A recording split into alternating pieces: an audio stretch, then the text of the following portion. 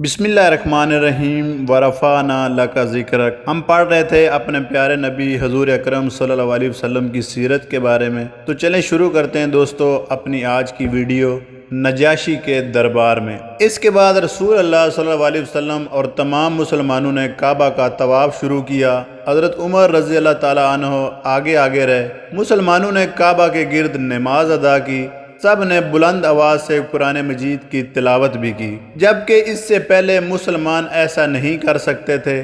اب تمام قریش نے مل کر نبی کریم صلی اللہ علیہ وسلم کو نعوذ باللہ قتل کرنے کا فیصلہ کیا۔ انہوں نے حضور اکرم صلی اللہ علیہ وسلم کے خاندان والوں سے کہا، تم ہم سے 2 گنا خون بہا لے لو اور اس کی اجازت دے دو کہ قریش کا کوئی شخص حضور اکرم صلی اللہ علیہ وسلم کو نعوذ باللہ قتل کر دے، تاکہ ہمیں سکون مل جائے اور تمہیں فائدہ پہنچ جائے۔ حضور اکرم صلی اللہ علیہ وسلم کے خاندان والوں نے اس تجویز کو ماننے سے انکار کر دیا۔ اس پر قریش نے غصے میں آ کر یہ طے کیا کہ تمام بنو ہاشم اور بنو عبد المطلب کا معاشرتی بائیکاٹ کیا جائے، اور ساتھ ہی انہوں نے طے کیا کہ بنو ہاشم کو بازاروں میں نہ آنے دیا جائے تاکہ وہ کوئی چیز نہ خرید سکیں، ان سے شادی بیاہ نہ کیا جائے اور نہ ان کے لیے کوئی صلح قبول کی جائے، ان کے معاملے میں کوئی نرم دلی نہ اختیار کی جائے، یعنی ان پر کچھ بھی گزرے ان کے لیے دل میں رحم کا جذبہ نہ پیدا ہونے دیا جائے، اور یہ بائیکاٹ اس وقت تک جاری رہنا چاہیے جب تک کہ بنی ہاشم کے لوگ حضور اکرم صلی اللہ علیہ وسلم کو نعوذ باللہ قتل کرنے کے لیے قریش کے حوالے نہ کر دیں۔ قریش نے اس معاہدے کی باقاعدہ تحریر لکھی، اس پر پوری طرح عمل کرانے اور اس کا احترام کرنے کے لیے اس کو کعبہ میں لٹکا دیا۔ اس معاہدے کے بعد ابو لہب کو چھوڑ کر تمام بنی ہاشم اور بنی عبد المطلب شعیب ابی طالب میں چلے گئے۔ یہ مکہ سے باہر ایک گھاٹی تھی۔ ابو لہب چونکہ قریش کا پکا طرفدار تھا اور آپ صلی اللہ علیہ وسلم کا بدترین دشمن بھی تھا، اس لیے اسے گھاٹی میں جانے پر مجبور نہ کیا گیا۔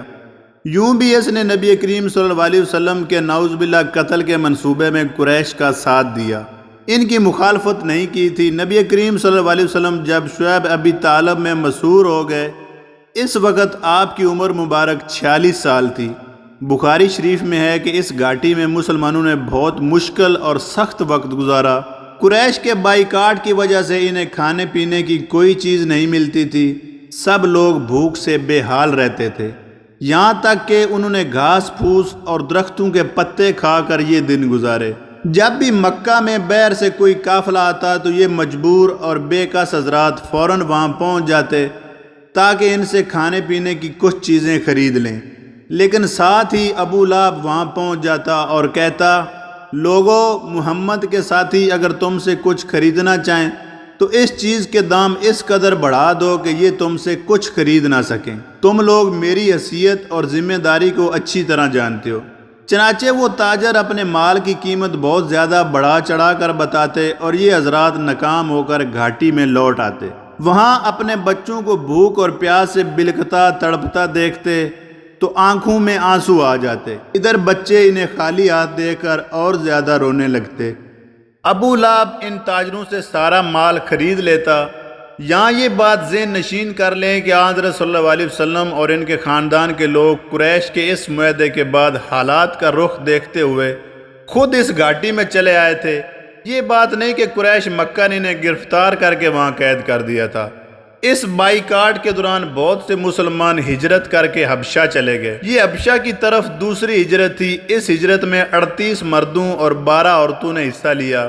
ان لوگوں میں حضرت جعفر بن ابو طالب رضی اللہ تعالیٰ عنہ اور ان کی بیوی اسما بنت امیس رضی اللہ تعالیٰ عنہا بھی تھی۔ ان میں مقداد بن اسود رضی اللہ تعالیٰ عنہ، عبداللہ بن مسعود رضی اللہ تعالیٰ عنہ، عبید اللہ اور اس کی بیوی ام حبیبہ بنت ابو سفیان رضی اللہ تعالیٰ عنہا بھی تھے۔ یہ عبید اللہ حبشہ جا کر اسلام سے پھر گیا تھا اور اس نے عیسائی مذہب اختیار کر لیا تھا۔ اسی حالت میں اس کی موت واقع ہوئی۔ اس کی بیوی ام حبیبہ رضی اللہ تعالیٰ عنہ اسلام پر رہی۔ ان سے بعد میں حضور اکرم صلی اللہ علیہ وسلم نے نکاح فرمایا۔ ان مسلمانوں کو حبشہ میں بہترین پناہ مل گئی۔ اس بات سے قریش کو اور زیادہ تکلیف ہوئی۔ انہوں نے ان کے پیچھے حضرت عمر بن عاص رضی اللہ تعالیٰ عنہ اور عمارہ بن ولید کو بھیجا تاکہ یہ وہاں جا کر حبشہ کے بادشاہ کو مسلمانوں کے خلاف بھڑکائیں۔ حضرت عمر بن عاص رضی اللہ تعالیٰ عنہ بعد میں مسلمان ہوئے۔ یہ دونوں حبشہ کے بادشاہ نجاشی کے لیے بہت سے تحائف لے کر گئے۔ بادشاہ کو تحائف پیش کیے۔ تحائف میں قیمتی گھوڑے اور ریشمی جبے شامل تھے۔ بادشاہ کے علاوہ انہوں نے پادریوں اور دوسرے بڑے لوگوں کو بھی تحفے دیے تاکہ وہ سب ان کا ساتھ دیں۔ بادشاہ کے سامنے جا کر دونوں نے اسے سجدہ کیا۔ بادشاہ نے انہیں اپنے دائیں بائیں بٹھا لیا۔ اب انہوں نے بادشاہ سے کہا، ہمارے خاندان کے کچھ لوگ آپ کی سرزمین پر آئے ہیں۔ یہ لوگ ہم سے اور ہمارے معبودوں سے بیزار ہو گئے۔ انہوں نے آپ کا دین بھی اختیار نہیں کیا۔ یہ ایک ایسے دین میں داخل ہو گئے جس کو نہ ہم جانتے ہیں نہ آپ۔ اب ہمیں قریش کے بڑے سرداروں نے آپ کے پاس بھیجا ہے تاکہ آپ ان لوگوں کو ہمارے حوالے کر دیں۔ یہ سن کر نجاشی نے کہا، وہ لوگ کہاں ہیں؟ انہوں نے کہا، آپ ہی کے یہاں ہیں۔ نجاشی نے انہیں بلانے کے لیے فوراً آدمی بھیج دیے۔ ایسے میں ان پادریوں اور دوسرے سرداروں نے کہا، آپ ان لوگوں کو ان دونوں کے حوالے کر دیں، اس لیے کہ ان کے بارے میں یہ زیادہ جانتے ہیں۔ نجاشی نے ایسا کرنے سے انکار کر دیا۔ اس نے کہا، پہلے میں ان سے بات کروں گا کہ وہ کس دین پر ہیں۔ اب مسلمان دربار میں حاضر ہوئے۔ حضرت جعفر رضی اللہ تعالیٰ عنہ نے اپنے ساتھیوں سے کہا، نجاشی سے بات میں کروں گا۔ ادھر نجاشی نے تمام عیسائی عالموں کو دربار میں طلب کر لیا تھا تاکہ مسلمانوں کی بات سن سکیں۔ وہ اپنی کتابیں بھی اٹھا لائے تھے۔ مسلمانوں نے دربار میں داخل ہوتے وقت اسلامی طریقے کے مطابق سلام کیا، بادشاہ کو سجدہ نہ کیا۔ اس پر نجاشی بولا، کیا بات ہے، تم نے مجھے سجدہ کیوں نہیں کیا؟ حضرت جعفر رضی اللہ تعالیٰ عنہ نے فرمایا، ہم اللہ کے سوا کسی کو سجدہ نہیں کرتے۔ اللہ تعالیٰ نے ہمارے درمیان ایک رسول بھیجے ہیں اور ہمیں حکم دیا ہے کہ ہم اللہ کے سوا کسی کو سجدہ نہ کریں۔ اللہ کے رسول کی تعلیم کے مطابق ہم نے آپ کو وہی سلام کیا ہے جو جنت والوں کا سلام ہے۔ نجاشی اس بات کو جانتا تھا، اس لیے کہ یہ بات انجیل میں تھی۔ اس کے بعد حضرت جعفر رضی اللہ تعالیٰ عنہ نے کہا، اللہ کے رسول نے ہمیں نماز کا حکم دیا ہے اور زکوٰۃ ادا کرنے کا حکم دیا ہے۔ اس وقت حضرت عمر بن عاص رضی اللہ تعالیٰ عنہ نجاشی کو بھڑکانے کے لیے اس سے کہا، یہ لوگ ابن مریم یعنی عیسیٰ علیہ السلام کے بارے میں آپ سے مختلف عقیدہ رکھتے ہیں، یہ انہیں اللہ کا بیٹا نہیں مانتے۔ اس پر نجاشی نے پوچھا، تم لوگ عیسیٰ ابن مریم اور مریم علیہ السلام کے بارے میں کیا عقیدہ رکھتے ہو؟ حضرت جعفر رضی اللہ تعالیٰ عنہ نے کہا، ان کے بارے میں ہم وہی کہتے ہیں جو اللہ تعالیٰ فرماتا ہے، یعنی کہ وہ روح اللہ اور کلمات اللہ ہیں اور کنواری مریم کے بطن سے پیدا ہوئے ہیں۔ پھر حضرت جعفر بن ابی طالب رضی اللہ تعالیٰ عنہ نے بادشاہ کے دربار میں یہ تقریر کی، اے بادشاہ، ہم ایک گمراہ قوم تھے، پتھروں کو پوجتے تھے، مردار جانوروں کا گوشت کھاتے تھے، بے حیائی کے کام کرتے تھے، رشتہ داروں کے حقوق غصب کرتے تھے، پڑوسیوں کے ساتھ برا سلوک کرتے تھے، ہمارا ہر طاقتور آدمی کمزور کو دبا لیتا تھا۔ یہ تھی ہماری حالت۔ پھر اللہ تعالیٰ نے ہم میں سے اسی طرح ایک رسول بھیجا جیسا کہ ہم سے پہلے لوگوں میں رسول بھیجے جاتے رہے ہیں۔ یہ رسول ہم ہی میں سے ہے۔ ہم ان کا حسب نسب، ان کی سچائی اور پاک دامنی اچھی طرح جانتے ہیں۔ انہوں نے ہمیں اللہ تعالیٰ کی طرف بلایا کہ ہم اسے ایک جانیں، اس کی عبادت کریں، اور یہ کہ اللہ کے سوا جن پتھروں اور بتوں کو ہمارے باپ دادا پوجتے چلے آئے ہیں ہم انہیں چھوڑ دیں۔ انہوں نے ہمیں حکم دیا کہ ہم صرف اللہ تعالیٰ کی عبادت کریں، نماز پڑھیں، زکوٰۃ دیں، روزے رکھیں۔ انہوں نے ہمیں سچ بولنے، امانت پوری کرنے، رشتہ داروں کی خبر گیری کرنے، پڑوسیوں سے اچھا سلوک کرنے، برائیوں اور خون بہانے سے بچنے اور بدکاری سے دور رہنے کا حکم دیا۔ اسی طرح گندی باتیں کرنے، یتیموں کا مال کھانے اور گھروں میں بیٹھنے والی عورتوں پر تہمت لگانے سے منع فرمایا۔ ہم نے ان کی تصدیق کی، ان پر ایمان لائے اور جو تعلیمات وہ لے کر آئے ان کی پیروی کی۔ بس اس بات پر ہماری قوم ہماری دشمن بن گئی تاکہ ہمیں پھر پتھروں کی پوجا پر مجبور کر سکے۔ ان لوگوں نے ہم پر بڑے بڑے ظلم کیے، نئے سے نئے ظلم ڈھائے، ہمیں ہر طرح تنگ کیا۔ آخر کار جب ان کا ظلم حد سے بڑھ گیا اور یہ ہمارے دین کے راستے میں رکاوٹ بن گئے تو ہم آپ کی سرزمین کی طرف نکل پڑے۔ ہم نے دوسروں کے مقابلے میں آپ کو پسند کیا۔ ہم تو یہاں یہ امید لے کر آئے ہیں کہ آپ کے ملک میں ہم پر ظلم نہیں ہوگا۔ حضرت جعفر رضی اللہ تعالیٰ عنہ کی یہ تقریر سن کر نجاشی نے کہا، کیا آپ کے پاس اپنے نبی صلی اللہ علیہ وسلم پر آنے والی وحی کا کچھ حصہ موجود ہے؟ ہاں موجود ہے، جواب میں حضرت جعفر بولے۔ وہ مجھے پڑھ کر سنائے، نجاشی بولا۔ اس پر انہوں نے قرآن کریم کی سورہ مریم کی چند ابتدائی آیات پڑھی۔ آیات سن کر نجاشی اور اس کے درباریوں کی آنکھوں میں آنسو آ گئے۔ نجاشی بولا، ہمیں کچھ اور آیات سناؤ۔ اس پر حضرت جعفر نے کچھ اور آیات سنائی۔ تب نجاشی نے کہا، اللہ کی قسم، یہ تو وہی کلام ہے جو حضرت عیسیٰ علیہ السلام لے کر آئے تھے۔ خدا کی قسم، میں ان لوگوں کو کبھی تمہارے حوالے نہیں کروں گا۔ اس طرح قریشی وفد ناکام لوٹا۔ دوسری طرف مکہ کے مسلمان اسی طرح گھاٹی شعیب ابی طالب میں مقیم تھے۔ وہ اس میں 3 سال تک رہے۔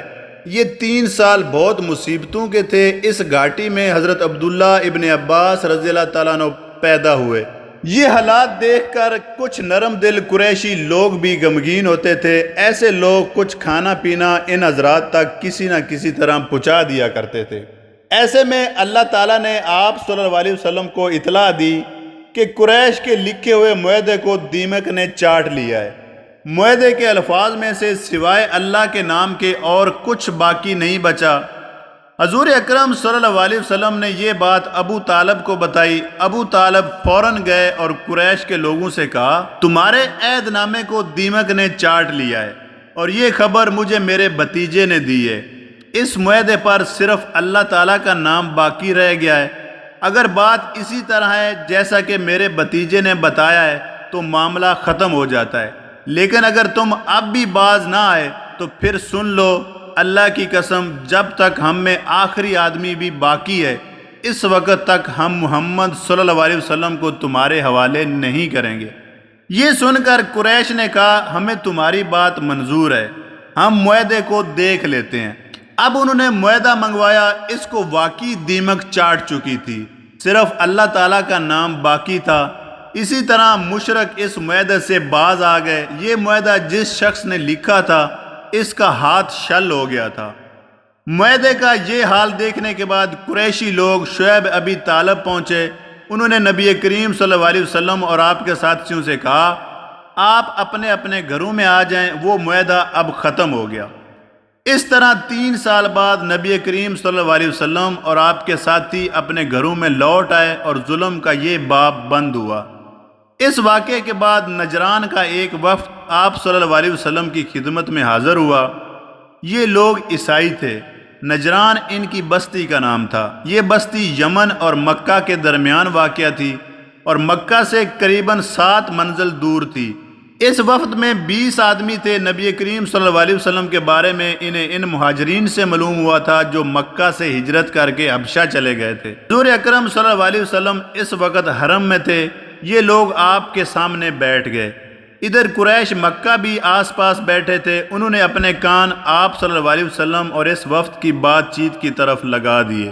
جب نجران کے یہ لوگ رسول اللہ صلی اللہ علیہ وسلم سے باتیں کر چکے تو آپ نے انہیں اسلام کی دعوت دی۔ قرآن کریم کی کچھ آیات پڑھ کر سنائی۔ آیات سن کر ان کی آنکھوں میں آنسو آ گئے۔ ان کے دلوں نے اس کلام کی سچائی کی گواہی دے دی، چنانچہ فوراً ہی آپ صلی اللہ علیہ وسلم پر ایمان لے آئے۔ ان لوگوں نے اپنی مذہبی کتابوں میں حضور اکرم صلی اللہ علیہ وسلم کی صفات اور خبریں پڑھ رکھی تھیں، اس لیے آپ کو دیکھ کر پہچان گئے کہ آپ ہی نبی آخر الزمان ہیں۔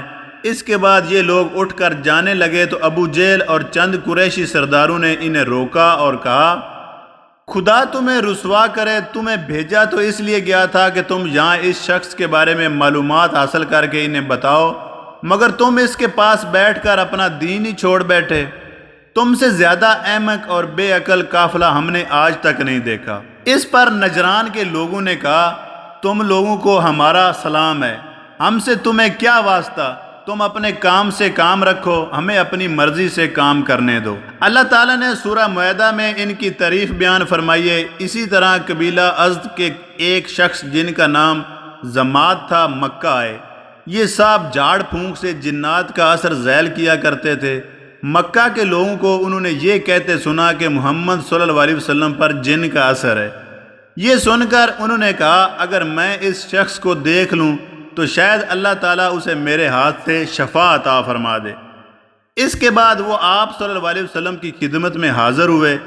ان کا بیان ہے میں نے آپ سے کہا اے محمد میں جھاڑ پھونک سے علاج کرتا ہوں، لوگ کہتے ہیں آپ پر جنات کا اثر ہے، اگر بات یہی ہے تو میں آپ کا علاج کر سکتا ہوں۔ ان کی بات سن کر آپ صلی اللہ علیہ وسلم نے فرمایا تمام تعریف اللہ تعالیٰ کے لیے، ہم اسی کی حمد و ثنا بیان کرتے ہیں اور اسی سے مدد مانگتے ہیں۔ جیسے اللہ تعالیٰ ہدایت فرماتا ہے اسے کوئی گمراہ نہیں کر سکتا، اور جسے اللہ تعالیٰ گمراہی نصیب کرتا ہے اسے کوئی ہدایت نہیں دے سکتا۔ میں گواہی دیتا ہوں کہ اللہ تعالیٰ کے سوا کوئی معبود نہیں، اس کا کوئی شریک نہیں، اور میں گواہی دیتا ہوں کہ محمد اللہ کے رسول ہیں۔ انہوں نے آپ کی بات سن کر کہا یہ کلمات میرے سامنے دوبارہ پڑھیے۔ آپ نے کلمہ شہادت 3 مرتبہ دہرایا۔ تب انہوں نے کہا میں نے کانوں کے کلمات سنے ہیں، جادوگروں اور شاعروں کے کلمات بھی سنے ہیں، مگر آپ کے ان کلمات جیسے کلمات کبھی نہیں سنے۔ اپنا ہاتھ لائیے میں اسلام قبول کرتا ہوں۔ چنانچہ زماد رضی اللہ تعالیٰ عنہ نے اسی وقت آپ کے ہاتھ پر بیعت کی۔ آپ نے فرمایا اپنی قوم کے لیے بھی بیعت کرتے ہو؟ جواب میں انہوں نے کہا ہاں میں اپنی قوم کی طرف سے بھی بیعت کرتا ہوں۔ اس طرح یہ صاحب جو آپ پر سے جنات کا اثر اتارنے کی نیت سے آئے تھے خود مسلمان ہو گئے۔ ایسے اور بھی بہت سے واقعات پیش آئے۔ نبی کریم صلی اللہ علیہ وسلم کی نبوت کو 10 سال کا عرصہ گزر چکا تو آپ کی زوجہ محترمہ حضرت خدیجہ رضی اللہ تعالیٰ عنہا انتقال کر گئی۔ اس سے چند دن پہلے ابو طالب فوت ہو گئے۔ حضرت خدیجہ الکبریٰ رضی اللہ تعالیٰ عنہ کو حجون کے قبرستان میں دفن کیا گیا۔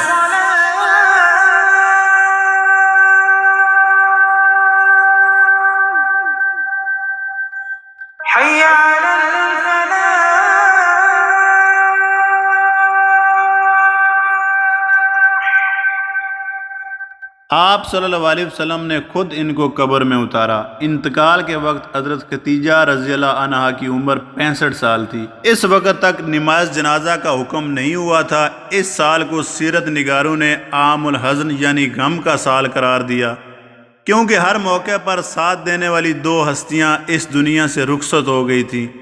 آپ ہر وقت غمگین رہنے لگے، گھر سے بھی کم نکلتے۔ حضرت خدیجہ رضی اللہ عنہ شادی کے بعد 25 سال تک آپ کے ساتھ رہی۔ اتنی طویل مدت تک آپ کا اور ان کا ساتھ رہا تھا۔ ابو طالب جب بیمار ہوئے تھے تو آپ صلی اللہ علیہ وسلم ان سے ملنے کے لیے آئے۔ اس وقت قریش کے سردار بھی وہاں موجود تھے۔ آپ نے چچا سے فرمایا چچا آپ لا الہ الا اللہ پڑھ لیجئے تاکہ میں قیامت کے دن آپ کی شفاعت کر سکوں۔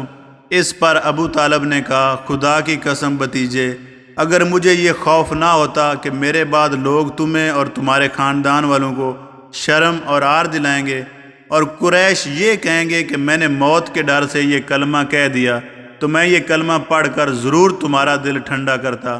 میں جانتا ہوں تمہاری یہ کتنی خواہش ہے کہ میں یہ کلمہ پڑھ لوں، مگر میں اپنے بزرگوں کے دین پر مرتا ہوں۔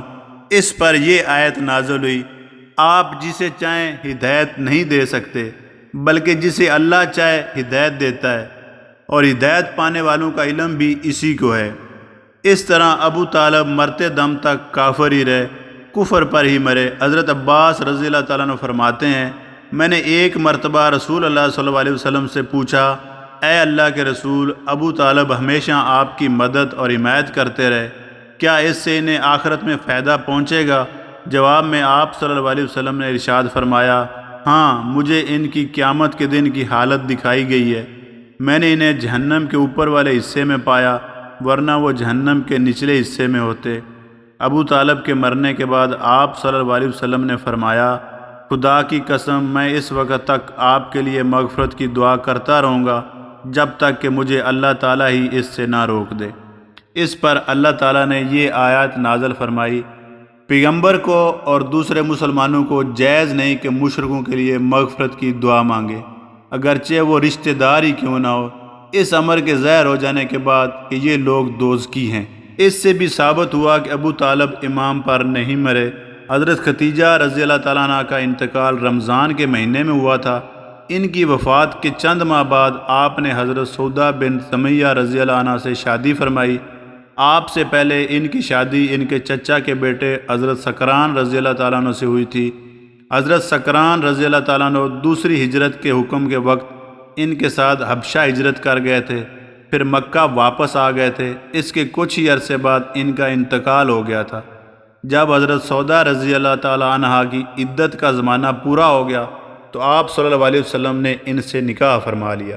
اس نکاح سے پہلے حضرت سودا رضی اللہ عنہ نے ایک عجیب خواب دیکھا تھا۔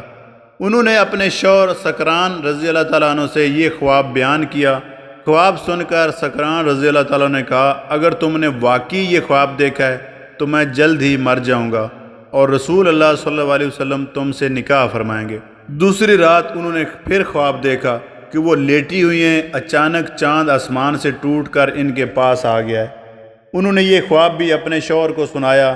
وہ یہ خواب سن کر بولے، اب شاید میں بہت جلد فوت ہو جاؤں گا، اور اسی دن حضرت سکران رضی اللہ تعالیٰ عنہ انتقال کر گئے۔ شوال کے مہینے میں حضور اکرم صلی اللہ علیہ وسلم نے حضرت عائشہ صدیقہ رضی اللہ تعالیٰ عنہ سے نکاح فرمایا۔ آج تک کے لیے میرے دوستو اتنا ہی، ملتے ہیں اپنی نیکسٹ ویڈیو میں۔ والسلام۔